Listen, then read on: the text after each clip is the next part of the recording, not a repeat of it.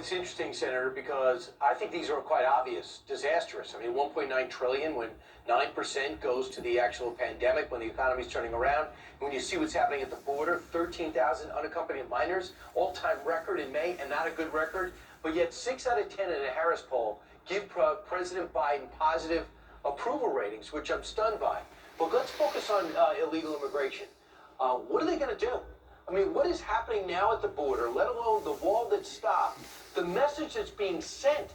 They cannot handle all these people, and now they have to confront the fact that the things they criticized President Trump on, which is putting unaccompanied minors into facilities, is exactly what they're in the middle of doing right now. And it's going to get worse. Yeah. Their facilities now, back in the Trump era, they were cages, of course.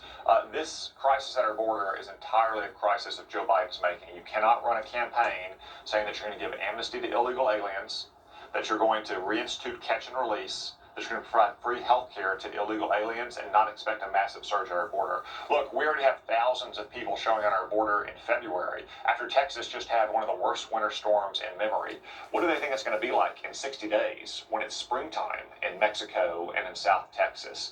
The only thing that the Biden administration can do is reverse this policy now. They can reinstitute the agreements that we have negotiated with Mexico and other Latin American countries to keep migrants in their country, to let us adjudicate their asylum claims there. They can make it clear that we're going to keep the pandemic closure in effect, that we're going to turn back people at their border. You cannot simply show up at our border and come into the country. But what Joe Biden did is even worse than that. He's going to track down illegal aliens in Mexico that Donald Trump turned away and inviting them to come back. That's not catch and release. That's recruit and release. Yeah.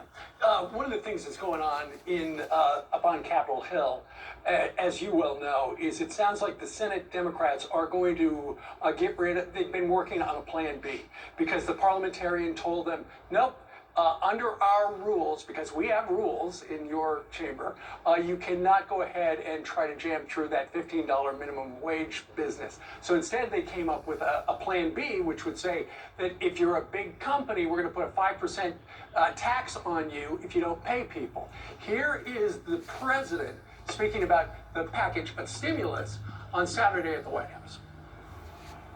Now the bill moves to the United States Senate, where I hope we'll receive quick action. We have no time to waste. If we act now, decisively, quickly, and boldly, we can finally get ahead of this virus. We can finally get our economy moving again. And the people of this country have suffered far too much for too long. Okay, so where are we with this? Well, Steve, one reason I think Joe Biden thinks there's no time to waste is that Democrats can see cases have plummeted since early January. They can see that we now have 3 effective vaccines and vaccination rates are surging. So I think they're worried they won't have the coronavirus as an excuse to pay off all of their clients and patrons in a $1.9 trillion blowout bill. As you said, less than a dime of every dollar goes to the coronavirus. Just take a look at the payoff of some of their constituencies. $350 billion for states that are poorly run and that have long-standing problems, but didn't even lose money because of the coronavirus, places like California and New York. $130 billion for schools, but only a nickel of that money, of each dollar of that money is going to be spent this year. Most of it is for future years, again, paying off teachers' unions. And then maybe the worst of all, they're going to give a lot of Americans a $1,400 check. Federal employees are going to get that same check. They are also going to get $1,400 a week, every single week, if their kids aren't in school. So if you're working in the middle of the country hard to make a living, you get one $1,400 payment once. If you're a federal bureaucrat in Washington, where your schools are still closed, you get it every single week. Talk about the swamp looking after itself. Wow.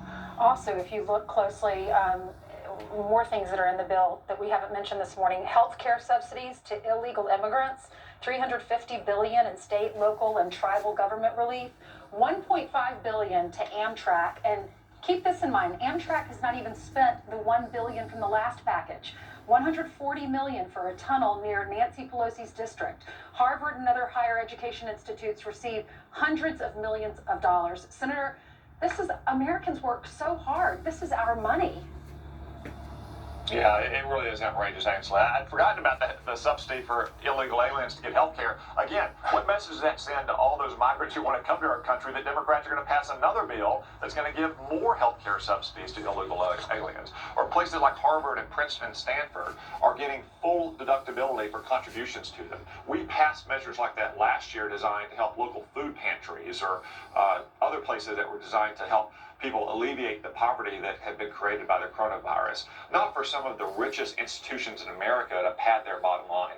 Yeah, so let's look at this bill a little further. So people like Larry Summers, former Treasury Secretary for Clinton, who played a key role for Barack Obama at the Fed, and then you have another guy, Alva Blanchard, a former top economist at the IMF, said this is too much.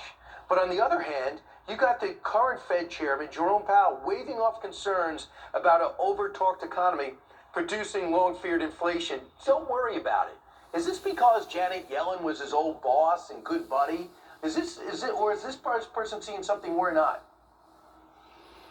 Yeah, this bill is almost entirely unnecessary. It's a Pelosi payoff to the clients and the patrons of the Democratic Party. As y'all said, there's so much money that we appropriated last year that hasn't even been spent yet. And we did that at the beginning and the depths of the pandemic. This is a time when, again, cases are plummeting, vaccination rates are surging, the economy looks to be getting stronger. We can continue to spend the money that was appropriated last year. If there's more needed in a few months, we can come back to it. But a $2 trillion bill right now is nothing but a payoff to Democratic Party clients and patrons. Terrific. All right. Senator Tom Cotton, after a busy weekend down at CPAC, sir, we thank you very much for joining us live.